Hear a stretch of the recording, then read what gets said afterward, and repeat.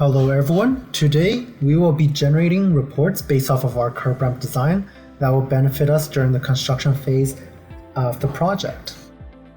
So with my curb ramp design already prepared, I'll click generate report. I'll select my curb ramp design and then I'll select which type of report I wish to generate.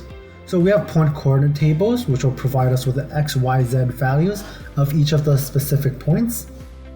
Or we have the geometric summary table which will provide us with the geometry such as the dimension and the slope of the curb ramp design.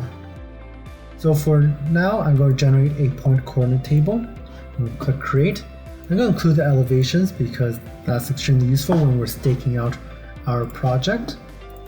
And our software will export it into a CSV file for the user that they can then either open up in a separate reporting tool or they can copy and paste into their existing design.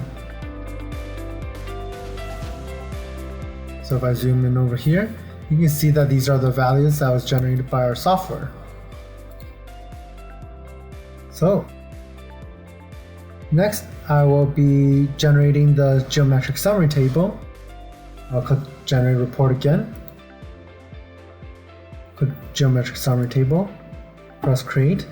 Again, I'll specify that I want both the slopes and the dimensions. I'll click OK, export into a CSV file, and again these can then be opened up in a separate reporting tool or you can open it up right here.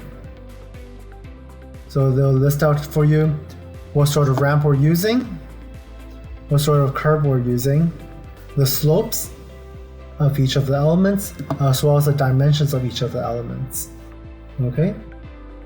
So that's how you can use our tool to generate a report for your construction phase. Thank you very much.